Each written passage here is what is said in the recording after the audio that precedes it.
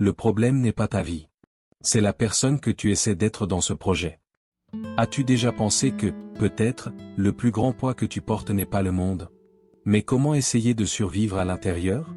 La psychologie du détachement commence exactement à ce point inconfortable. Lorsque vous réalisez qu'une bonne partie de votre anxiété ne vient pas de ce qui se passe, mais de l'insistance que vous tenez à contrôler ce qui, en pratique, n'a jamais été sous votre contrôle. Et c'est là que la vie commence à montrer des signes étranges. Plus tu essaies de tout accrocher, plus tout semble s'échapper. Voici maintenant la partie que peu de gens aiment entendre. Une grande partie de ce que vous appelez « moi » n'est peut-être qu'une construction façonnée par l'approbation extérieure, la peur du rejet et un besoin constant de maintenir une image acceptable. Peu à peu, cela se confond avec votre identité, jusqu'à ce que vous ne sachiez plus ce qui est un choix authentique et ce qui n'est qu'une adaptation. Et dans ce processus silencieux, ta liberté intérieure est échangée contre un faux sentiment de sécurité. Mais si je te disais qu'il y a un tournant? Un moment où vous arrêtez de tout combattre et commencez à comprendre que le vrai contrôle n'a peut-être jamais été nécessaire? À partir de ce moment, le détachement cesse d'être une perte et devient une clarté. Et c'est seulement quand on cesse de se forcer à être ce que l'on n'est pas qu'il se passe quelque chose d'inattendu.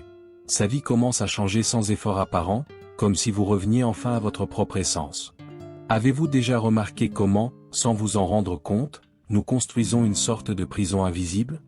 Brique par brique, décision après décision, tout cela basé sur une approbation extérieure. C'est ce choix de carrière qui semble plus sûr, ce comportement ajusté pour ne déplaire à personne. Au final, ton identité commence à être façonnée davantage par les yeux des autres que par ta propre essence. Et le plus curieux? Nous appelons cela une vie normale. Le problème, c'est que dans cette tentative de maintenir ce contrôle, ou plutôt, l'illusion du contrôle, vous commencez à vous éloigner de votre propre liberté intérieure. C'est comme conduire une voiture avec le volant verrouillé. On marche même, mais jamais là où on veut vraiment. Un exercice simple, réfléchissez aux 3 dernières décisions importantes que vous avez prises. Combien d'entre eux étaient vraiment les tiens? Cette réflexion commence déjà à éveiller un plus grand niveau de conscience de votre propre récit personnel. Et voici un point important, cette prison n'a pas de barreaux visibles, mais elle a des règles strictes. S'il vous plaît, correspondez, ne despez pas. Mais vivre ainsi a un lourd tribut, généralement payé sous forme d'anxiété, de frustration et de ce sentiment étrange de vivre la vie de quelqu'un d'autre. La bonne nouvelle? Chaque prison construite peut être déconstruite. Mais avant cela, il faut voir les courants. Et cela nous amène directement au point suivant. Vivre pour plaire aux autres, c'est comme porter un sac à dos invisible qui devient de plus en plus lourd avec le temps. Au début, cela semble léger, un oui, ici, une concession là, mais quand on s'en rend compte, on lâche déjà sa propre essence. Et le plus dangereux, c'est que cela se déguise en gentillesse, empathie, alors qu'en réalité, c'est souvent juste la peur du rejet. La peur de ne pas être accepté, de ne pas appartenir, de ne pas être suffisant. Mais tout cela a un prix silencieux. Chaque fois que vous vous adaptez trop, une part de votre identité est laissée derrière. C'est comme modifier sa propre personnalité pour correspondre aux attentes des autres. Avez-vous déjà quitté une conversation ou une situation avec ce sentiment de « ce n'était pas moi là » ? C'est un signe clair de déconnexion avec votre authenticité. Un bon point de départ pratique est de regarder dans quels environnements vous sentez devoir performer. Ce sont les endroits où votre liberté est négociée. Et voici un détail intéressant, plus vous cherchez une approbation extérieure, moins vous faites confiance à votre propre conscience. C'est comme si votre boussole intérieure était remplacée par l'opinion des autres. Et puis on entre dans un cycle compliqué, plus on en veut, plus on a besoin de plaire. Mais à un moment donné, cet effort commence à fatiguer. Et cette fatigue n'est pas physique, elle est existentielle. C'est alors que beaucoup commencent à se demander, jusqu'à quand? Et cette question ouvre la voie à quelque chose d'encore plus profond, la soi-disant illusion du contrôle. Il existe une croyance silencieuse que beaucoup portent. Si je contrôle tout, rien ne tourne mal. Mais c'est l'un des plus grands pièges de l'esprit. L'illusion de contrôle procure un sentiment temporaire de sécurité, mais en pratique, cela ne fait qu'augmenter l'anxiété. Après tout, la vie n'est pas un script fermé, peu importe combien vous planifiez, il y a toujours des variables hors de votre portée. Et plus tu essaies de tout retenir, plus ce sentiment de perte de contrôle grandit. Ce qui est curieux, c'est que ce besoin de contrôle vient presque toujours de la peur. La peur de faire des erreurs, d'être jugé, de quitter la ligne qui garantit une telle approbation extérieure. Alors tu commences à contrôler ce que tu dis, ce que tu fais, ce que tu ressens, au point que leur authenticité est étouffée. Un exercice pratique, essayez, dans de petites situations quotidiennes, de céder le contrôle du résultat, comme donner votre avis honnête ou prendre une décision sans demander de validation. Cela renforce votre conscience et vous reconnecte à votre essence. Et voici le paradoxe, plus vous essayez de contrôler, moins vous vivez vraiment. La vie devient une gestion constante des risques, et non une expérience réelle. Votre récit personnel est désormais guidé par « et si ça tourne mal ?» au lieu de « et si ça tourne bien ?» Mais à un moment donné, cet excès de contrôle commence à révéler un vide. Parce que même quand tout semble sous contrôle, quelque chose en vous reste désaligné. Et c'est précisément là qu'apparaît un sentiment difficile à ignorer. Vous connaissez cette étrange sensation de regarder sa propre vie et de penser « je devrais être heureux, mais je ne le suis pas ?» C'est le vide classique qui apparaît lorsque vos réussites sont guidées davantage par une approbation extérieure que par votre essence. Tu accomplis des choses, tu atteins des objectifs, peut-être même impressionnes les autres, mais, à l'intérieur, quelque chose ne colle pas. C'est comme gagner un trophée pour un jeu auquel tu ne voulais même pas jouer. Ce vide n'est pas un manque de succès, c'est un manque d'alignement avec votre identité. Quand votre vie est construite sur ce qu'on attend de vous, et non sur ce qui a vraiment du sens, la liberté intérieure est compromise. Un exercice simple et puissant, demandez-vous, si personne ne pouvait voir ma vie, est-ce que je choisirais quand même ceci? Cette question active votre conscience et commence à démanteler votre récit personnel construit pour impressionner, pas satisfaire. Et voici le point le plus important, ce vide n'est pas un problème, c'est un signe. Un avertissement que quelque chose doit changer, qu'il est peut-être temps de pratiquer le détachement, non seulement des choses matérielles, mais aussi des attentes, des étiquettes et des anciennes versions de soi-même. Parce que tant que tu continues à essayer de remplir cet espace avec plus de réalisations externes, il ne fait que grandir. Et c'est précisément cette insatisfaction qui commence à révéler une dépendance encore plus profonde, le besoin constant de validation. Il arrive un moment où la validation des autres n'est plus un complément, et cela devient une nécessité. Vous publiez déjà quelque chose en réfléchissant aux réactions, prenez des décisions en imaginant des jugements, et commencez à mesurer sa valeur en fonction de l'approbation externe. Cela semble inoffensif au début, mais petit à petit, cela façonne votre identité de l'extérieur vers l'intérieur. Quand on s'en rend compte, on ne sait plus si on vit par choix ou par attente. Le plus délicat, c'est que cette dépendance affaiblit votre propre conscience. Au lieu de faire confiance à votre perception, vous commencez à externaliser les décisions comme si les autres savaient mieux qui vous êtes censé être. Cela crée un récit personnel instable, qui change selon l'environnement. Un exercice pratique, passez une journée entière à prendre de petites décisions sans demander d'avis de ce qu'il faut porter à ce qu'il faut dire. Cela semble simple, mais cela révèle à quel point vous êtes encore connecté à votre propre essence. Et voici un détail presque invisible, plus vous cherchez la validation, plus vous vous éloignez de votre authenticité. Parce qu'inévitablement, on commence à adapter son comportement pour plaire. Cela renforce l'illusion de contrôle, comme si l'on pouvait garantir l'acceptation en permanence. Mais ce n'est jamais suffisant, il y aura toujours quelqu'un avec qui être en désaccord. Et c'est précisément au moment où cette quête commence à s'épuiser qu'une question libératrice se pose. Et si je laissais tout cela aller? C'est là que la situation commence à s'inverser. Le détachement, ce n'est pas perdre, c'est pour se libérer. Beaucoup associent le détachement à tout abandonner, mais en pratique, arrêtez simplement de vous accrocher à ce qui ne représente plus votre essence. Des philosophies comme le stoïcisme en parlent depuis des siècles. Vous ne contrôlez pas le monde, mais vous pouvez choisir comment vous réagissez à celui-ci. Et ce choix est la première étape vers la véritable liberté intérieure. Le plus intéressant est que le détachement ne nécessite pas de pause majeure d'un coup. Tout commence par de petites attitudes. Arrêtez de chercher l'approbation extérieure, acceptez que tout le monde ne sera pas d'accord avec vous, arrêtez d'essayer de contrôler chaque détail. Un exercice simple. Choisissez une situation récente qui a généré de l'anxiété et demandez-vous, qu'est-ce que j'essaie de contrôler ici qui ne dépend pas de moi? Ce type de réflexion renforce votre conscience et affaiblit l'ancienne illusion de contrôle. Mais il y a un détail important, lâcher prise est aussi effrayant. Parce qu'en quelque sorte, on commence à lâcher prise sur les anciennes versions de son identité, celles qui ont été construites au fil du temps pour s'intégrer. Et cela peut générer un sentiment de vide momentané, comme si vous n'étiez pas de référence. Mais, en fait, cet espace est nécessaire. C'est dans cette pièce que son authenticité commence à émerger. Et c'est précisément là qu'un nouveau défi se pose. Qui êtes-vous quand vous arrêtez de porter un masque? Lorsque vous commencez à pratiquer le détachement, une sensation curieuse apparaît, si je ne suis plus ce, alors, qu'est-ce que je suis? C'est la peur de perdre sa propre identité. Après tout, pendant si longtemps tu t'es façonné en te basant sur une approbation extérieure que retirer ces couches peut donner l'impression de vide.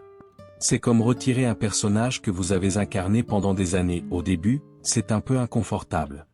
Mais voici un tournant important, cet inconfort n'est pas une perte, c'est une transition. Son essence n'a jamais cessé d'exister, elle n'a été cachée que derrière des versions adaptées. Quand vous commencez à vous débarrasser de ces masques, votre conscience s'élargit, et vous commencez à réaliser combien de votre récit personnel a été construit pour plaire, pas pour représenter qui vous êtes réellement. Un exercice pratique, écrivez qui vous pensez être. Puis je remets en question chaque point en disant, est-ce que c'est à moi ou c'est appris? Le point le plus intéressant est que cette peur n'existe que parce qu'au fond, vous essayez encore de garder un certain contrôle sur la façon dont vous serez perçu. L'ancienne illusion de contrôle réapparaît, essayant de vous convaincre de ne pas trop changer. Mais, ironiquement, plus on le tient, plus il est loin de son authenticité. Et c'est dans ce conflit interne qu'un paradoxe puissant naît. Plus vous essayez de contrôler qui vous êtes, moins vous devenez vrai. Il y a un point curieux dans la vie, plus vous essayez de tout contrôler, moins vous pouvez être vous-même. Et l'illusion de contrôle promet la sécurité, mais assure la rigidité. Et dans cette rigidité, votre authenticité est progressivement étouffée, comme si chaque tentative de tout faire correctement vous éloignait un peu plus de votre essence. Au final, vous vivez une version éditée de vous-même fonctionnelle, mais pas vraie. Ce paradoxe apparaît surtout lorsque nous essayons de maintenir une image parfaite pour garantir une approbation extérieure. Tu réfléchis trop avant de parler, tu mesures chaque geste, tu ajustes chaque comportement. Et sans s'en rendre compte, il perd sa spontanéité. Votre identité n'est plus quelque chose de vécu et devient quelque chose de géré. Un exercice simple ici est de regarder les moments où vous vous êtes senti plus léger, c'est presque toujours ceux où vous n'essayez pas de contrôler quoi que ce soit. Et ce qui est le plus intéressant, c'est que cet excès de contrôle renaît, encore une fois, de la peur. Peur de faire des erreurs, d'être rejeté, de quitter le récit attendu. Mais quand on vit piégé dans cette logique, sa conscience est limitée, car tout tourne autour de l'évitement des risques. Ainsi, votre récit personnel se resserre de plus en plus, au point qu'une question inévitable se pose. Le succès que je recherche est-il vraiment le mien? À un moment donné, nous commençons à confondre le succès avec une liste de choses que nous aurions dû accomplir. Maison, statut, reconnaissance, argent. Tout cela peut même en faire partie, mais quand cela devient une obligation, quelque chose se perd en chemin. Et l'approbation extérieure commence à dicter ce qu'est la victoire, et vous suivez un chemin qui ne parle pas toujours à votre essence. Et ce qui est curieux, c'est que, de l'extérieur, tout semble juste, mais à l'intérieur, cela n'a pas toujours de sens. Cette déconnexion survient parce que beaucoup de ces objectifs ne sont pas nés de votre identité, mais de la répétition de ce que le monde dit être juste. Vous accumulez des accomplissements, mais sans véritable sens du but, ce qui affaiblit votre conscience de ce qui vous touche vraiment. Un exercice utile ici est simple. Énumérez vos objectifs actuels et demandez-vous, est-ce à moi ou est-ce hérité? Cette question, à elle seule, commence déjà à réorganiser votre récit personnel. Et le point le plus subtil est que cette quête d'un succès standard est aussi liée à l'illusion du contrôle. Comme si suivre le script garantissait une vie sans défaut ni jugement.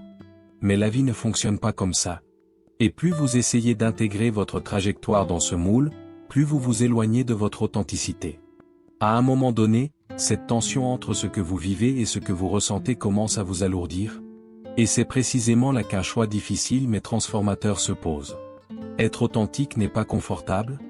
Et c'est peut-être justement pour cela que peu de gens peuvent vraiment soutenir ce choix. Lorsque vous commencez à abandonner la recherche d'approbation extérieure, il y a inévitablement le risque de déplaire, d'être mal compris, de ne plus vous intégrer. Et cela active la peur qui était restée silencieuse si longtemps, la peur de ne pas appartenir. Mais en même temps, c'est là que vous commencez à vous rapprocher de votre essence. Ce qui est curieux, c'est que, pendant longtemps, vous avez cru que maintenir une certaine image était une forme de protection. Mais cette protection vous éloignait aussi de votre véritable identité. Quand on choisit l'authenticité, on abandonne l'illusion de contrôle sur la façon dont on sera perçu. Un exercice pratique ici est simple mais puissant.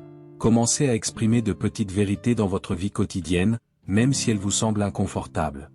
Cela renforce votre conscience et réorganise votre récit personnel.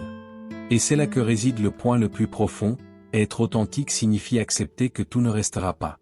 Certaines relations, environnements, et même d'anciennes versions de vous n'ont peut-être plus de sens. C'est là que le détachement entre en jeu comme une partie naturelle du processus. Parce qu'au fond, vivre de façon sincère demande le courage de perdre ce qui n'était soutenu que par l'apparence. Et quand cela commence, quelque chose de nouveau émerge. La façon dont vous vous racontez votre propre histoire commence à changer. La façon dont tu vois ta vie n'est pas neutre. C'est un récit personnel que vous répétez chaque jour. Si vous croyez que ça tourne toujours mal chez moi, votre esprit en trouvera la preuve. Si vous pensez avoir besoin d'une approbation extérieure pour être quelqu'un, vous vivrez à chercher la validation en tout. Peu à peu, cette histoire devient presque une identité fixe, même si ce n'est pas sa véritable essence. La chose la plus intéressante est de réaliser que ce récit n'est pas prêt, il est construit. Une partie vient de l'expérience, d'une autre de la peur, et encore de ce que vous avez entendu à plusieurs reprises tout au long de votre vie. Un exercice puissant ici est simple. Écris l'histoire que tu racontes sur toi-même, puis remets en question chaque phrase. Cela élève votre conscience et commence à affaiblir les schémas qui limitent votre liberté intérieure. Et voici un point subtil, vous n'êtes pas seulement le narrateur, vous êtes aussi le personnage de cette histoire. Quand vous changez votre façon de compter, vous changez aussi votre façon de vivre. Et l'illusion de contrôle apparaît souvent ici, essayant de vous convaincre que cette histoire est truquée. Mais en réalité, elle est modifiable. Et c'est précisément au moment où vous réalisez cela qu'une nouvelle possibilité se présente, celle de réécrire qui tu crois être. Il arrive un moment où l'on réalise qu'on n'est pas coincé avec une seule version de soi-même. L'identité n'est pas une phrase définitive, mais quelque chose en construction constante. Et lorsque cette prise de conscience arrive, la conscience s'étend d'une manière presque silencieuse mais profonde. Tu comprends que tu peux te débarrasser de l'ancien script, celui guidé par la peur, la recherche d'approbation extérieure et le besoin de garder le contrôle sur tout. Se réécrire ne signifie pas effacer le passé, mais le réinterpréter avec plus de maturité. C'est de regarder son récit personnel et de reconnaître que de nombreux choix ont été faits par illusion de contrôle, et non par votre véritable essence. Un exercice pratique ici consiste à écrire « De qui suis-je allé me protéger ici ?» Cette question ouvre la voie au changement conscient et renforce votre liberté intérieure. Et la chose la plus belle dans ce processus, c'est de comprendre qu'il n'y a pas de point final. La transformation est continue. À mesure que chaque décision correspond davantage à votre authenticité, vous vous éloignez un peu des versions conçues uniquement pour survivre. Le détachement cesse d'être un effort et devient naturel. Et donc, petit à petit, tu ne changes pas juste ton histoire. On apprend à le vivre plus vraiment. Après avoir tout regardé, il y a une question difficile à ignorer. Combien de ta vie vis-tu vraiment ? Et dans quelle mesure réagis-tu simplement à la peur, à la recherche d'approbation extérieure, et à la tentative constante de maintenir une illusion de contrôle ? Réalisez-vous comment l'identité peut devenir une construction automatique, presque inconsciente, qui vous éloigne de votre essence et de votre liberté intérieure. Peut-être que l'invitation ici n'est pas de devenir quelqu'un d'autre, mais d'arrêter de soutenir des versions qui n'ont plus de sens. Dans quels aspects de votre vie êtes-vous encore coincé dans un récit personnel qui ne vous représente plus ?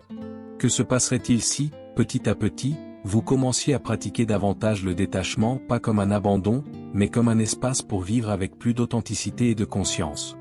Et maintenant, le défi demeure.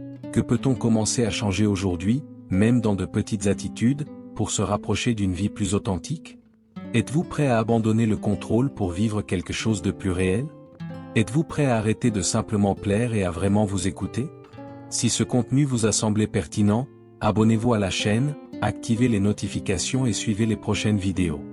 Ici, l'idée est précisément la suivante. Provoquer la réflexion, éveiller la conscience et vous aider à construire une vie plus alignée sur qui vous êtes réellement.